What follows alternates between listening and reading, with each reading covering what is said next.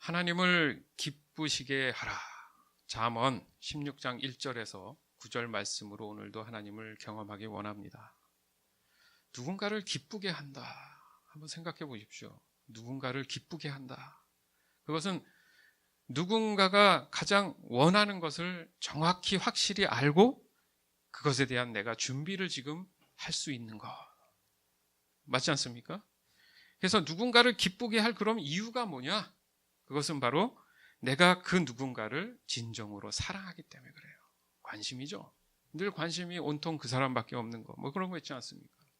그 진정한 사랑을 느끼게 된다는 것은 나를 향한 온전한 은혜를 그 누군가에 의해서 경험을 한 적이 있다라는 얘기잖아요. 은혜는 뭡니까? 그것은 가진 자가 베푸는 여유예요. 맞죠? 그것을 갖고 있는 사람이 베푸는 여유란 말이죠. 반면에 은혜를 받는 사람은 자신이 정말 절실하게 지금 필요한 게 있죠. 그것을 그 은혜가 있는 사람에게 제공받았다라는 겁니다. 사람에게 있어서 가장 절실한 은혜가 뭘까? 절실한 거예요. 가장 절실한 거. 1순위가 되는 절실한 게 뭘까? 확신컨대 사람에게 있어서 가장 큰 은혜는 영생인 줄 믿습니다. 그렇잖아요. 끝은 영생이어야 되잖아요.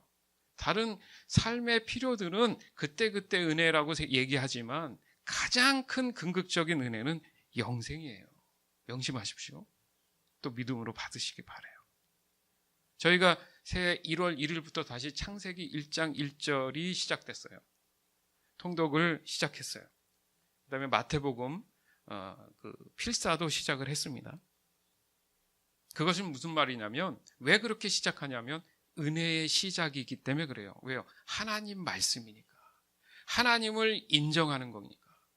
그러니까 신실하게 한 해 동안도 잘 그것들을 꾸준하게 성실하게 잘 하셔서 12월이 되면 하나님 앞에 기쁨으로 그 은혜 가운데 감사하시길 주님의 이름으로 축원을 합니다. 그래서 이번 주에 같이 통독하는 말씀들 보면은 정말 역사적으로 최고의 심판이었던 과거의 흑역사죠. 인간에게 있어서, 사람에게 있어서 바로 물로 인류를 심판했던 내용이 나와요. 그래서 그 내용에서도 알 수 있듯이 중요한 게 뭐냐면 하나님의 말씀에 불순종에 대한 심판이에요. 다른 이유가 없어요. 말씀에 불순종했기 때문에 그 물로 이 지구를 다 쓸어버리시던, 비가 내리고 마르고 땅이 나타난 그 시간이 1년이 걸렸습니다. 여러분 생각해 보세요. 1년 동안 비가 오고 그게 비가 꽉 차, 이 온 지구의 지면에 아무 땅이 보이지 않을 정도로 물이 다 꽉 찼습니다.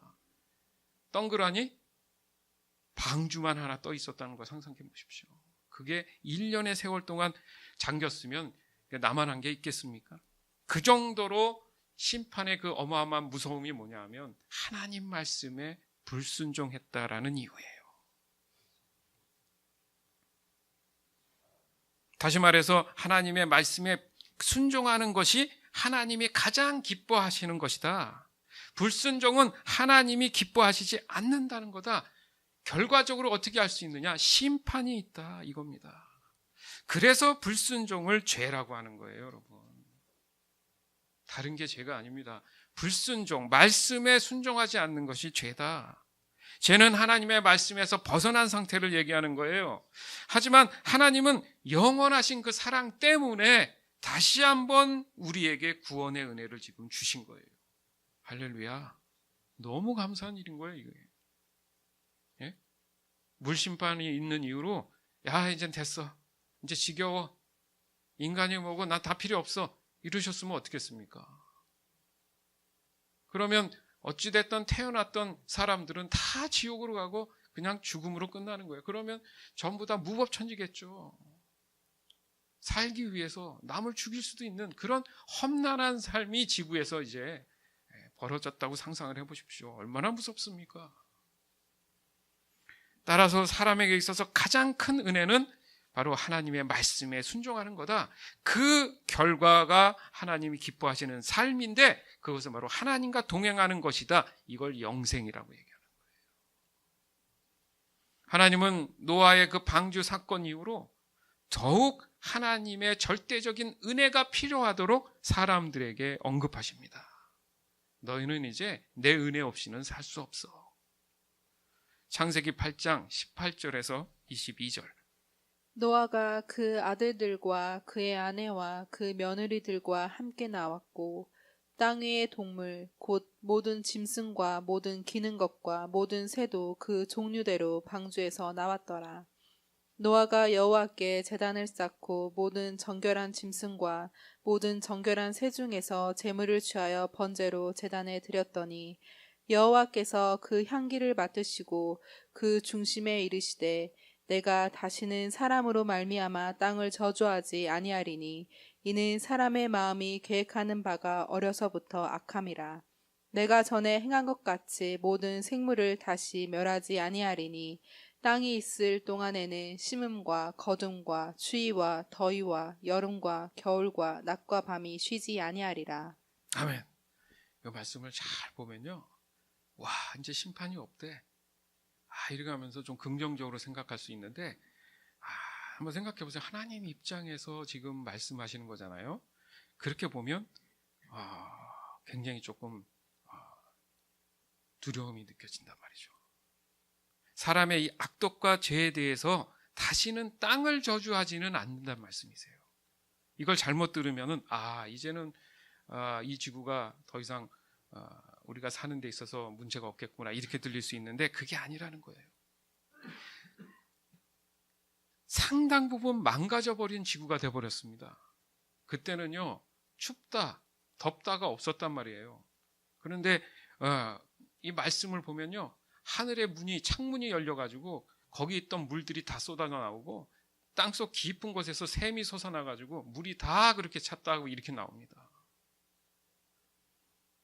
엄청난 심판이었어요, 여러분. 상상도 못할 심판이었다는 거죠. 그러니까 더 이상 지구를 땅을 저주할 그런 의미는 사실 없는 겁니다. 그냥 둬도 땅은 힘들어할 거니까. 그것을 상징한 게 사실은 무지개잖아요. 더 이상 물로 심판하지 않는다. 그래서 무지개 예쁘다 아름답다 하는데 여러분, 무지개는요, 흑역사의 슬픈 기억에 대한 기념이에요. 생각해 보세요. 그 물들이 다 쏟아져 가지고 이제는 태양빛이 그냥 직사광선으로 오지 않습니까? 맞죠? 사람들이 불편해한단 말이죠. 그래서 말씀의 끝에 보니까 땅이 있는 동안은 심음과 거둠과 추위와 더위와 여름과 겨울과 낮과 밤이 쉬지 않는다. 이거 원래 없었잖아요. 낮과 밤은 있었는데 심음과 거둠이 필요해지고 추위도 필요하고 더위도 필요하고 이런 일들이 뭐예요? 사람들이 이제 고생길이 열렸다는 얘기입니다.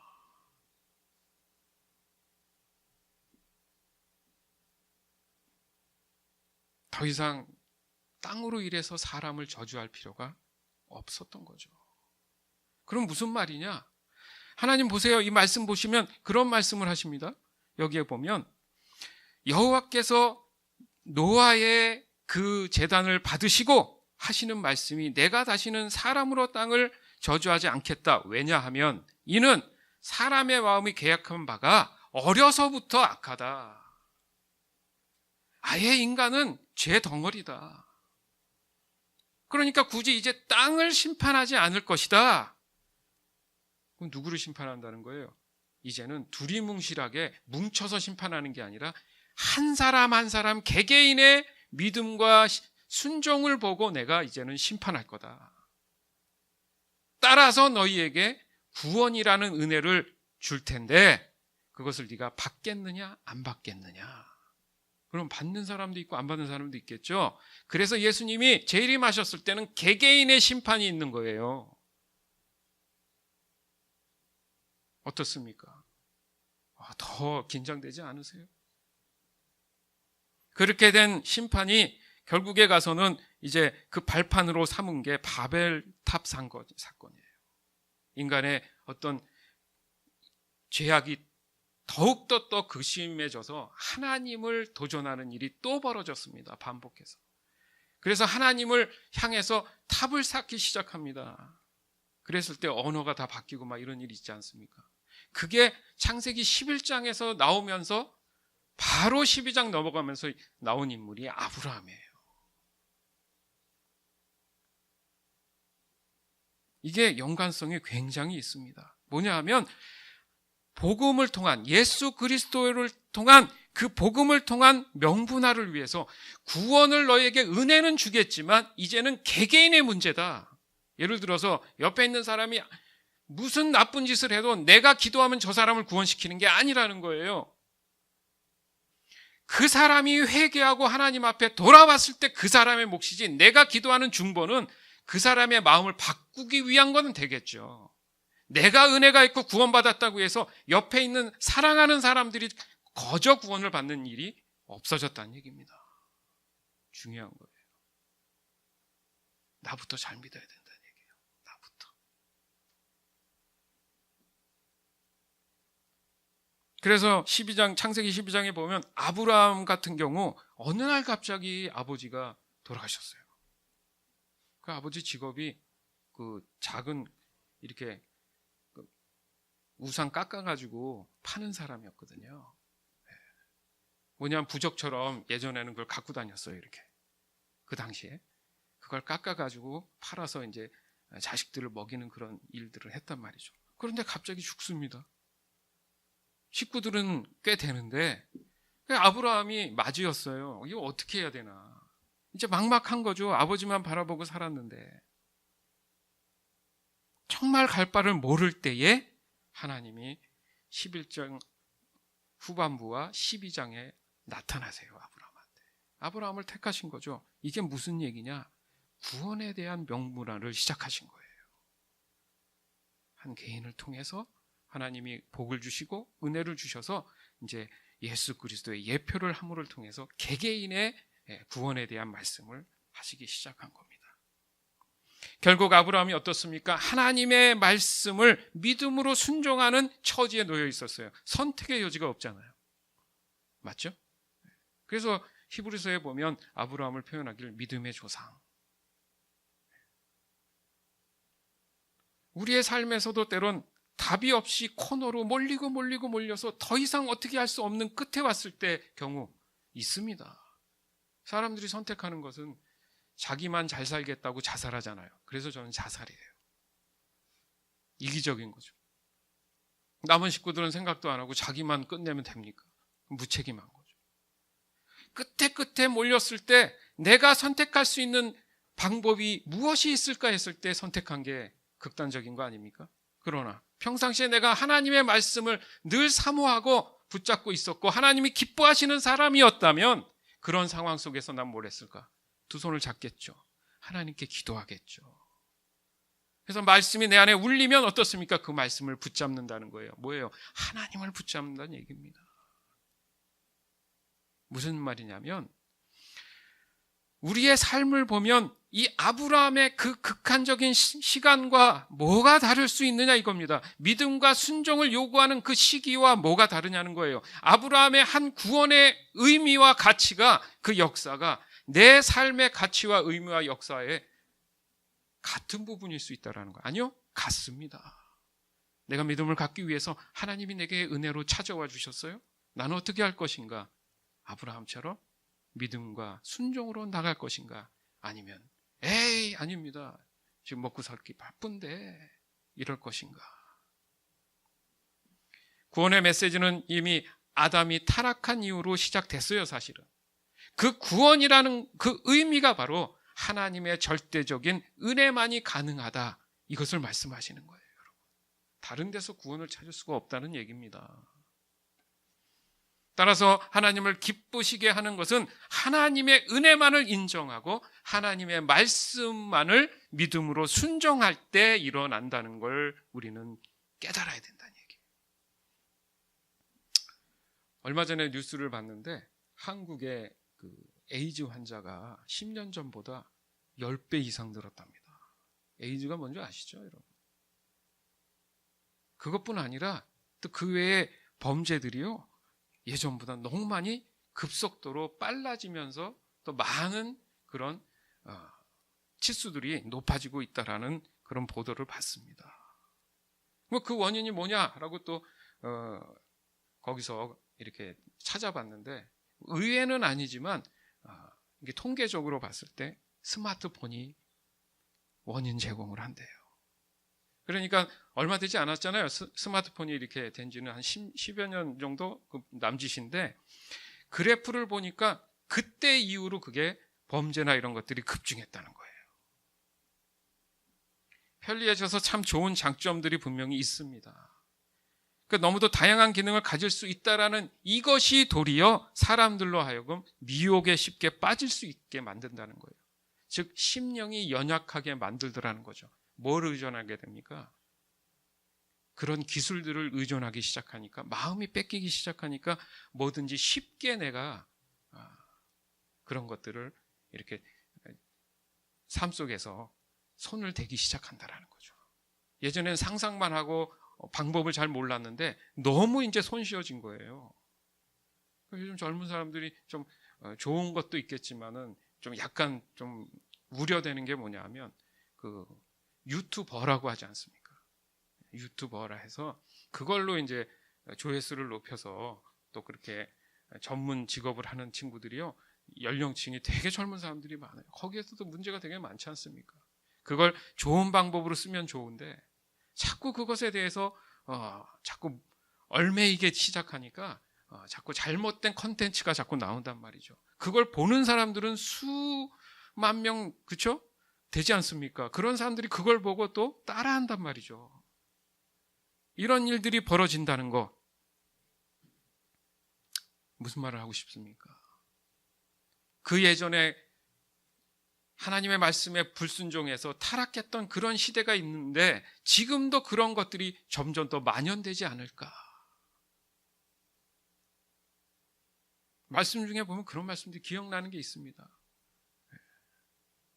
하나님이 이스라엘 백성을 이용하실 때 그들을 인도하시는 그런 장면 속에서 아직은 어떤 한 나라에 너희가 쳐들어가지 마라.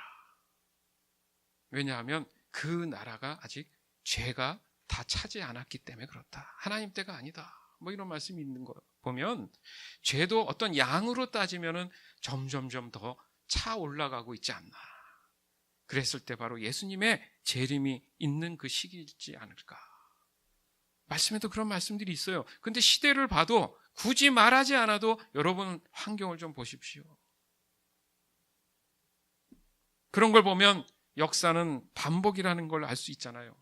시대는 달라지고 그 모양은 좀 달라져도 의미는 분명히 반복되고 있다는 것을 우리는 성경을 통해 알 수 있습니다. 그 각 시대의 죄의 그 만연된 모습, 그 시대의 모습이 다를지라도 보면 분명히 심판에 대한 부분들은 공통점이 있다는 거죠. 첫 번째, 아담의 심판이 있었고요. 그의 아들 가인의 심판이 있었어요. 그리고 노아의 심판도 있었고 또 바벨탑 사건 이후의 심판이 있고 소돔과 고모라의 그 심판이 있고 등등등등 해서 출애굽 이후에 결국에 이스라엘이 멸망하는 그런 이스라엘의 심판이 있었어요. 이렇게 간다면 바로 예수님 시대를 지나서 이제 마지막 시대에 우리가 살고 있는지도 모르지만 바로 예수님의 재림의 때의 그 심판이 기다리고 있습니다. 그 성경에도 많은 부분 지금 기록되어 있잖아요. 어떤 사람들을 심판할 것인가. 한마디로 말하면 뭐라고요? 하나님 말씀에 불순종하는 사람들. 인간의 어리석음은 이런 역사적 방법을 경험했거나 아니면 하나님 말씀을 통해 확인하면서도 불구하고 하나님 말씀을 붙잡고 믿음으로 순종하는 사람이 있는가 하면 그런 영적인 체감을 못하고 결국 언젠가 심판을 받아야 될 그 죄인의 삶을 지금도 살아가고 있는 사람들이 있다라는 겁니다. 사람의 불순종을 한마디로 다시 정리하자면 하나님의 말씀을 거부한 사람들이다. 즉 사람 스스로가 자기 자신이 하나님이 될 수 있기 때문에 하나님의 말씀 따위는 필요 없어 라고 얘기하는 거예요. 여러분 좀 더 알아듣게 원색적으로 얘기를 해볼까요? 교만한 사람. 하나님의 말씀? 개나 줘 라고 말할 수 있어요. 그만큼 불순종에 대한 그 죄는요, 우리를 창조하신 하나님을 무시하는 정도가 띵 무시하는 거예요. 세상적인 속된 말로. 그냥 무시하는 게 아니에요. 쓰레기 취급을 하는 거예요. 정말 무식한 겁니다. 위험한 거예요. 따라서 하나님 보시기에 사람들이 넘지 말아야 될 그 선을 넘어버린 겁니다. 하나님의 그 선하심, 그 기준이 있었는데 넘어가 버린 거예요. 창세기 6장 5절에서 9절. 여호와께서 땅 위에 사람의 악한 행동이 크게 퍼진 것을 보셨습니다. 그리고 그들의 생각이 언제나 악할 뿐이라는 것도 아셨습니다. 여호와께서는 땅 위에 사람을 만드신 것을 후회하시며 마음 아파하셨습니다. 그래서 여호와께서 말씀하셨습니다. 내가 만든 땅 위의 사람들을 모두 멸망시키겠다. 사람에서부터 땅 위의 모든 짐승과 기어다니는 것과 공중의 새까지도 멸망시키겠다. 왜냐하면 내가 그것들을 만든 것을 후회하기 때문이다. 하지만 노아는 여호와의 마음에 들었습니다. 노아의 자손은 이러합니다. 노아는 그가 살던 시대에 의롭고 흠없는 사람이었습니다. 노아는 하나님의 뜻을 따라 하나님과 함께 살았습니다. 아멘. 하나님의 뜻을 따라 함께 살았습니다. 영생. 하나님의 가장 궁극적인 은혜, 우리가 요구하는 은혜는 영생이다. 그런데 노아를 보니까 그렇게 살았어요. 맞죠? 노아는 그가 살던 그 시대에, 그 죄악이 만연했던 그 시대에 의롭고 흠없는 사람이었다. 과연 인간인데 의롭고 흠이 없어서 그게 아니라 하나님을 인정했다는 거예요. 나는 죄인입니다. 나는 흠이 많은 사람입니다. 그렇기 때문에 거룩하신 하나님의 말씀에 순종하겠습니다. 다른 데 보지 않고 말씀대로 순종하니까 흠이 생길 시간이 있습니까? 따라서 노아는 하나님을 사랑하고 신실하게 따르던 그런 사람이었습니다.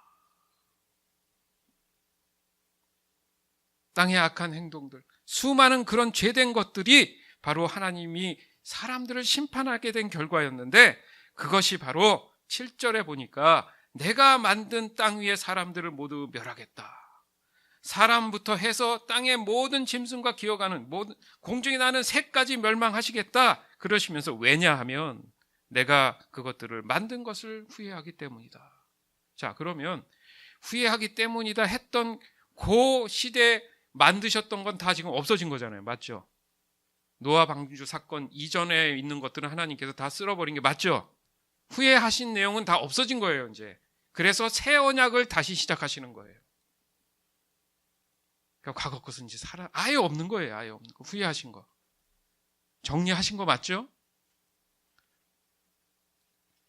중요한 것은 8절이에요. 하나님은 그런 사람들과 다르게 노아만큼은 하나님 마음에 드셨다. 그 와중에도 하나님 마음에 드는 사람이 있었네요. 너무 감사한 일 아닙니까? 어떻게 보면 노아마저도 그런 사람이 아니었으면 지금 지구는 없습니다. 하나님의 마음 안에 있다는 이 말, 바로 하나님이 기뻐하시는 사람이었다는 얘기예요. 즉 하나님의 말씀들을 모두 믿음으로 순종하는 그 모습을 노아는 가지고 있었다. 또한 노아는 하나님의 말씀을 사랑하는 사람이었어요. 그 이유가 뭐냐면 그가 살던 시대에 의롭고 흠없는 사람이었다. 쉽게 말해서 세상과 구별된 삶을 살았다. 생각해 보십시오. 방주를 하루 이틀에 만든 게 아닙니다. 얼마나 사람들이 손가락질 하겠어요. 비개념이 없는데 그 사람들은. 무슨 비가 뭔데 저러고 있냐? 예? 맨날 뚝딱거리고 뭐 만든다고 저러고 조롱하고 사람들을 찾아가서 당신들 회개해라 위험하다 해도 웃기는 소리 마라 하면서 얼마나 외면당했겠습니까? 예? 하나님이 말씀하셨어. 이거 말씀한 거 개나 줘. 우리가 이렇게 잘 살고 잘 먹고 있는데 이렇게 무시하지 않았겠냐고요, 여러분. 예수님의 재림을 기다리는 우리 입장을 한번 생각해 보세요. 온 세상 사람들이 그리스도인들을 무시합니다. 핍박합니다. 뭐가 다르냐고요, 지금. 그런데 분명히 말씀에는 예수님의 재림이 있고 심판이 있다. 그러나 믿는 자에겐 심판이 없다. 이렇게 말씀하시잖아요. 노아처럼. 모르면 몰라도 깨닫고 알면 어떻게 살아야 될지 너무 쉽지 않습니까? 노아는 철저히 하나님 중심적인 삶을 살았어요. 그러면 노아는 실제 있었던 인물입니까? 당연하죠. 그럴 줄 알고 하나님은 지구상의 곳곳에 지금 그 당시에 어마어마했던 그 역사적 사건들을 흔적을 남겨놨잖아요.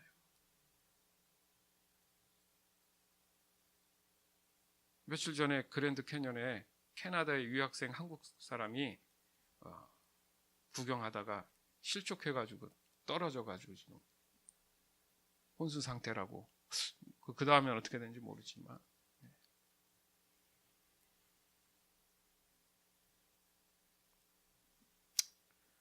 그런 걸 보면서 여러분 무슨 생각이 드세요? 자연은 인간이 만들 수 있습니까? 하나님이 역사하신 증거들이란 얘기예요. 그 누구도 사실은 부인할 수 없습니다. 중요한 것은 살아계신 하나님을 인정하고 하나님의 은혜를 구하는 삶을 내가 지금 살아가고 있냐, 아니면 그것을 위해 미혹에 빠지지 아니하고 몸부림치고 있느냐. 이것이 삶 안에 곳곳에 내가 적용하며 살아가고 있느냐. 세상 눈치 보지 아니하고 말씀이 그러면 내가 믿음으로 담대하게 살아가고 있느냐. 따라서 오늘 본문에서도 사람의 교만으로 인한 하나님의 말씀을 부인하는 그 어리석음을 사실은 지적하고 있는 겁니다. 좀 더 쉽게 말해서 사람이 아무리 자신을 의인이라고 스스로 여긴다 한들 결국에 가서는 심판받을 때에 하나님을 인정할 수밖에 없다라는 거예요. 노아의 방주의 그 심판처럼 비가 내리기 시작했습니다. 그치질 않습니다. 이게 뭐야 도대체, 하늘에서 뭔가 내리는데 점점점 그런 물체, 액체가 올라오는 그런 입장에서 그 당시에 사람들을 생각해 보십시오. 방주로 막 쫓아가지 않았겠습니까? 근데 문이 닫혀버렸네. 꿀꺽꿀꺽 물이 들어옵니다. 이건 어떻게 할 수가 없어요. 다 죽어버렸습니다. 다 그들은 지옥에 갔습니다. 후회한들 의미가 있겠어요? 천국문이 닫힌들 의미가 있겠습니까? 단 한 사람이라도 그 노아의 말을 들었다면 세상에 어떻게 단 한 사람도 없단 말입니까, 여러분? 이해가 안 가죠? 단 한 사람도 없어요, 세상에. 그렇게 될 것 같아요. 시간이 지날수록 저희도. 그럼 보면 사람은 죽을 때까지 변하지 않을 수도 있구나. 그런데 또 사람은 변하는 경우도 있어요. 그런 거 보면 사람은 참 불완전하다.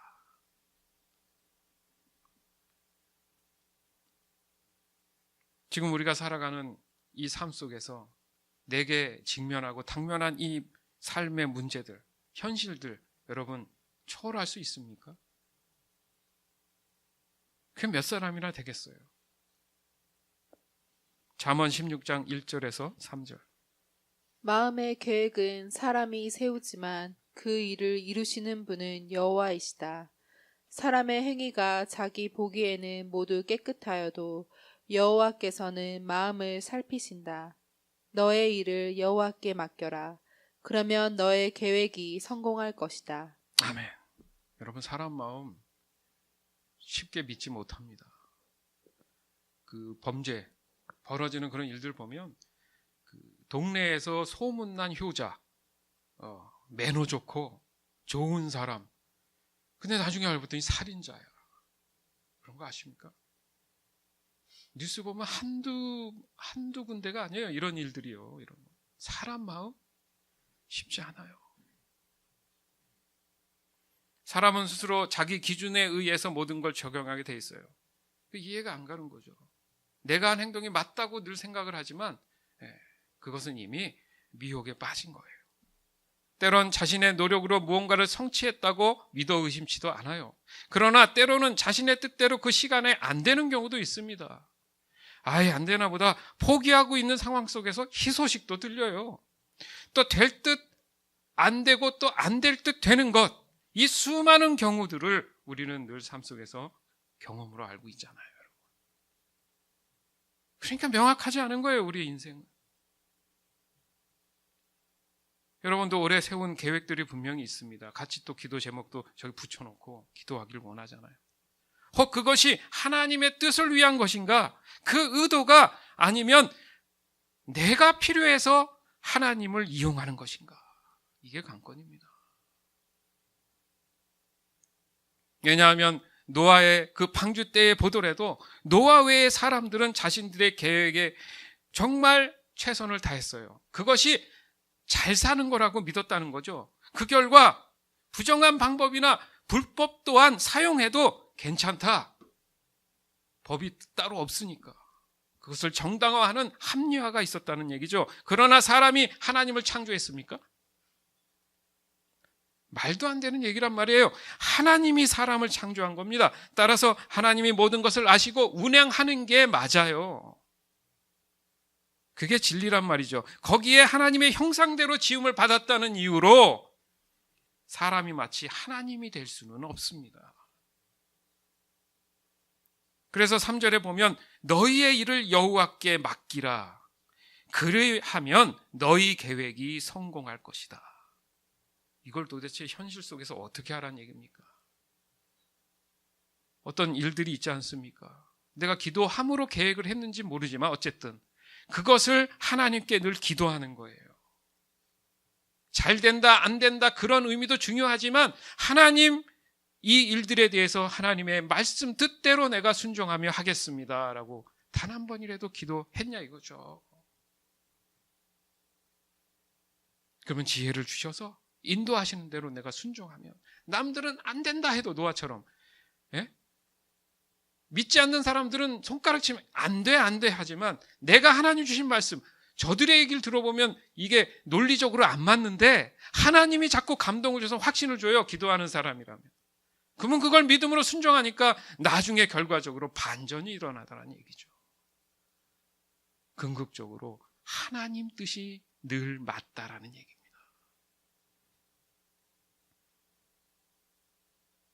잠언은 솔로몬이 썼습니다. 솔로몬이 누군지 알죠? 유명한 왕이잖아요. 그걸 지혜서라고 부르잖아요. 지혜의 왕이었으니까. 그 왕의 삶을 생각해 보십시오. 한 나라의 왕이다. 자기가 마음 먹고 뜻대로 하면 사실 안 되는 게 뭐가 있겠습니까? 왕과 대통령은 다릅니다.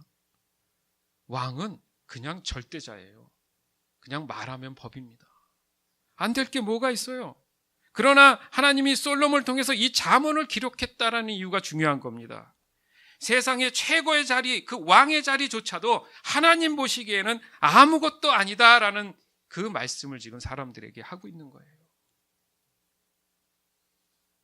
따라서 오늘 본문 외에 10절 이하에 33절까지 꼭 오늘 안에 읽어보시기 바라요. 집에 가시면. 그 말씀합니다. 왕조차도 하나님 보시기에는 어떤 존재인지. 생각해 보세요. 이 잠언을 그러면 존재감이 전혀 없는 어떤 거지가 썼다. 거지를 무시하는 건 아닙니다. 누군가의 어떤 좀 이렇게 인지도가 있어야 되는 게 아니라 그냥 거지가 한번 기록했다고 생각해 보십시오. 그 사람들한테 이것을 진리라고 얘기했을 때 그 사람들에게 이게 제대로 어필이 되겠습니까? 그렇지 않다는 얘기예요. 하나님을 기쁘시게 할 수 있는 것이 바로 이 그리스도인이 된 사람들에게는 그래서 중요한 겁니다. 왜요? 왕인 솔로몬조차도 하나님을 인정했기 때문에 하나님이 기뻐하시는 걸 했지 왕이 된 이후로 하나님 필요 없습니다. 순간 솔로몬도 중간에 좀 정신줄을 놓은 적이 있죠. 인간이니까 그렇다는 얘기예요. 위험한 겁니다. 결국 내 자신이 죄인임을 자백하고 그 죄를 회개하지 않고서는 주 되시는 하나님을 인정하기 어렵다. 그 결과 죄로 인한 교만의 모양이 나타났던 겁니다. 오늘 본 말씀 그 이후에도 보면 교만에 대한 얘기를 한단 말이죠. 그 교만함 때문에 하나님을 미워하는 거예요. 따라서 하나님도 교만한 사람을 미워한다고 말씀하시는 겁니다. 잠언 16장 4절에서 6절. 여호와께서 모든 것을 자기 목적대로 지으셨나니 악인은 재앙의 날을 위해 만드셨다. 마음이 교만한 자는 여호와께서 미워하시며 반드시 그들을 처벌하신다. 사랑과 신실함으로 죄를 용서받고 여호와를 경외함으로 악을 멀리하게 된다. 아멘. 말씀하시잖아요. 교만이 뭐예요? 하나님 말씀에 불순종한다는 단어입니다. 그게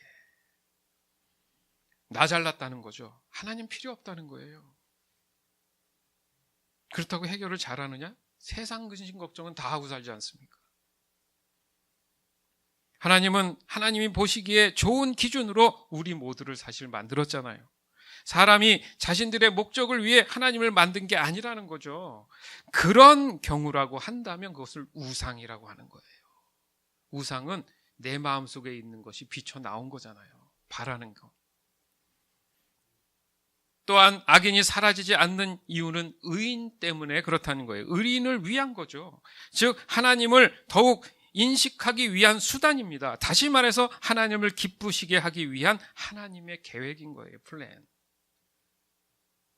선을 얘기하려니까 악이 필요하잖아요. 악이 없으면 기준이 없잖아요.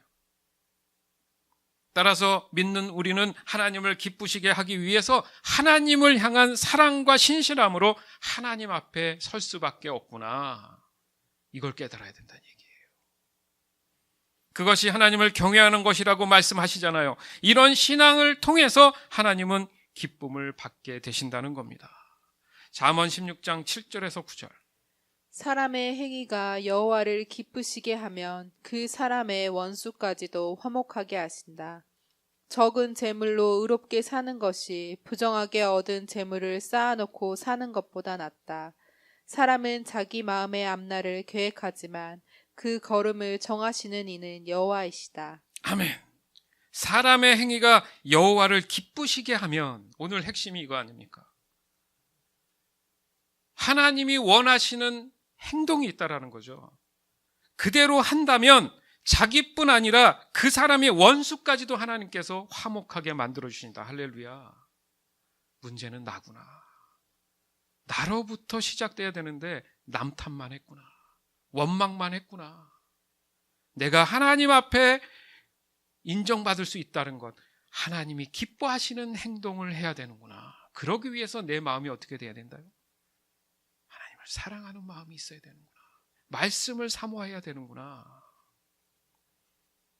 그러잖아요. 재물이 적은 의로운 사람이 부정하게 얻은 재물이 많은 사람보다 낫다. 이거 이 말씀하시잖아요. 돈이 뭐가 그렇게 의미가 있겠습니까? 죽을 때 가져갑니까? 그래. 네? 뭘 또 후손으로 이렇게 남겨줄, 그것도 좀 고민을 해봐요, 저는. 예?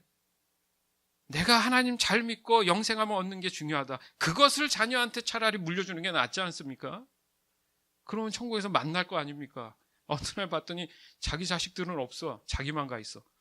예? 어느 날 봤더니 나는 가 있는데 부모님이 없어. 이거 얼마나 속상한 일입니까? 영원히 사는 곳에서 함께 영원히 살아는 게 그게 하나님 은혜 아닙니까? 그러면서 하시는 말씀이 사람은 자기의 마음의 앞날을 내가 스스로 판단해서 계획할 수 있지만 아니야. 내가 이미 정해놓은 게 있어. 그 걸음을 정하시는 일은 하나님이시다. 사실 나는 너 거기 그렇게 정해놓은 게 아닌데 이렇게 말씀하신다는 거예요. 그것을 알기 위해서 어떻게 해야 되느냐? 내가 영적으로 깨어 있어야 되지 않습니까? 하나님께 기도할 줄 알아야 된다는 얘기죠. 내가 지금 갈 바를 모르고 있는 아브라함처럼. 사랑하는 여러분, 하나님이 기쁘셔야 할 이유는 단 한 가지예요. 우리 모두는 하나님의 기쁘심을 위해 만들어졌기 때문에 그렇다는 얘기예요. 믿음으로 받아주시기 바라요. 나는 하나님의 영광, 하나님의 기쁨을 위해서 만들어진 사람입니다. 무슨 말이에요? 그러면 그 기쁨이 되기 위한 행동을 해야 되잖아요. 행위를 해야지 기뻐질 수 있다라는 얘기입니다. 내 삶이 기쁘지 않거나 또 삶이 너무 힘들고 험난하고 늘 걱정 근심이 많은 이유가 많은 이유가 여기 있다라는 얘기예요. 내 스스로의 기쁨은 그 만족함이 어떤 것도 채워지지 않는다는 것을 깨달아야 된다는 얘기예요. 먼저 내가 하나님이 기뻐하시는 모습으로 살 때에 하나님께서 나의 필요를 아시고 다 채워주시는 줄 믿습니다. 말씀은 그걸 얘기하는 거예요. 그러니까 내가 다른 데 가서 은혜를 찾으니 그 은혜가 오겠냐고요. 즉 하나님은 내가 가장 만족할 만한 일들을 만들어 놓으시고 그것을 나를 통해 일하고 계신다는 얘기입니다. 뭐 이해가 될지 모르지만 다니는 학교나 직장이나 또 뭐 사업장을 하는 그런 일들이 있지 않습니까? 거기서 가장 기쁜 일이 뭡니까? 쉽죠. 학교에서는 공부 잘하는 거, 직장에서는 맡은 업무 잘하는 거, 사업장은 거기서 내가 잘 운영하는 거 어렵지 않잖아요. 그거는 왜 어렵지 않을까? 그러면 거기에 속해 있는 학생이나 사원이나 경영자는 뭡니까? 그 만족을 충족해 주기만 하면 되는 거예요. 뭘 할 줄 알고 있잖아요, 지금. 왜요? 다 분담이 돼 있으니까. 거기서 열심히 하는 사람도 인정받지 않습니까? 그러면 회사 전체가 기쁜 거예요. 근데 일 잘 못하면, 공부 잘 못하면 다 같이 기쁘지 않잖아요. 그래서 열심히 하라는 이유가 거기 있지 않습니까? 거기에 플러스 더 하나, 우리는 그리스도인이에요. 거기에 그리스도인으로서의 삶은 더욱 이 환경 속에서 하나님의 사랑과 신실함으로 일관돼 있어야지만이 된다는 얘기입니다. 그래야 세상의 빛과 소금이 되죠. 너나 잘해 이런 얘기 들으면 되겠습니까? 있는 곳, 학교, 직장 어디서나 저 사람은 하나님 믿는 사람이 맞구나. 어떻게 저렇게 아무 반응 없이 신실하게 저렇게 기쁨으로 할까? 하나님이 기뻐하시는 일이 그거란 말이죠. 거기에는 복음의 능력이 나타난다는 얘기예요. 그 능력을 따라서 하나님이 가장 긍정적으로 기뻐하시는 영생을 위한 구원의 열매가 나타나기 시작한다는 거죠. 이미 하나님을 기쁘시게 할 수 있는 사람들이라면 이 세상 어느 곳에 가든지 하나님이 주시는 기쁨의 지혜를 따라서 그 환경을 이겨내고 있다라는 얘기입니다. 세상으로부터 하나님께로 가는 것이 아니라 하나님으로부터 세상에 빛이 돼서 세상이 하나님을 인정하고 죄를 자복하고 회개하게 만들어 간다는 얘기죠. 그것이 하나님이 보시기에 가장 기뻐하시는 나의 믿음의 모습이 돼야 된다는 것입니다. 실제적으로 적용할 수 있는 말씀을 함께 여러분 귀로 들을 겁니다. 또 여기 말씀 띄울지 모르겠지만 한번 귀에 담아서 듣고 눈과 마음으로 한번 들어보세요. 베드로전서 2장 10절에서 21절. 여러분이 전에는 하나님의 백성이 아니었지만 지금은 하나님의 백성입니다. 이전에는 은혜를 몰랐지만 지금은 은혜를 받고 누리고 있습니다. 사랑하는 여러분, 여러분은 이 세상에서 나그네와 같은 사람들입니다. 그러므로 육신이 원하는 악한 일들을 멀리하시기 바랍니다. 이런 것은 영혼을 대적해 싸우는 것들입니다.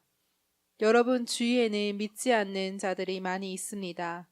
그들은 여러분이 잘못 살고 있다고 말할지도 모릅니다. 그러므로 착하게 사십시오. 그들이 여러분의 선한 행동을 보고 그리스도께서 다시 오시는 날에 하나님께 영광을 올려드릴 것입니다. 이 세상에 권위를 가진 사람들에게 복종하십시오. 그렇게 하는 것이 주님을 위한 것입니다. 최고의 권위를 가진 왕께 복종하십시오. 또한 왕이 보낸 관리에게도 복종하십시오. 그들은 잘못된 사람을 벌하고 옳은 일을 하는 사람에게 상을 주라고 보냄을 받은 자들입니다. 여러분이 선하게 행동할 때 어리석은 사람들은 여러분에 관해 더 이상 험담을 하지 못할 것입니다. 이렇게 하는 것이 하나님의 뜻입니다. 자유인으로 사십시오. 그러나 자유를 잘못 사용하여 악을 행하는 구실로 삼지는 말기 바랍니다. 하나님을 섬기는 자로 생활하십시오. 모든 사람을 존중하고 하나님 안에서 형제 자매를 사랑하며 하나님을 두려워하고 왕을 존경하십시오. 하인들이여 주인을 존경하고 그 권위에 복종하십시오. 선하고 친절한 주인에게만 아니라 악하고 나쁜 주인에게도 복종하십시오. 아무런 잘못이 없는데도 억울하게 벌을 받을 수 있습니다. 그때 하나님을 생각하고 말없이 참는다면 하나님은 그런 그를 기뻐하실 것입니다. 만약 잘못한 일로 벌을 받는다면 그것을 참는다고 칭찬받을 이유가 없는 것입니다. 여러분이 선한 일을 하고 고난을 받을 때 인내할 수 있다면 그것은 하나님 보시기에 참으로 아름다운 일이 됩니다. 이것을 위해 여러분은 부르심을 받았습니다. 그리스도께서 여러분을 위해 고난을 받으심으로 우리가 따라야 할 모범을 보여주셨습니다. 그러므로 그리스도의 발자취를 따르십시오. 아멘. 2019년도는 오늘 이 말씀들을 꼭 붙잡고요. 하나님이 기뻐하시는 자녀다운 삶으로 믿음과 순종으로 하루하루를 기쁨으로 살아가는 저와 여러분이 되기를 오늘 이 시간 주 예수 그리스도의 이름으로 간절히 축원합니다. 아멘.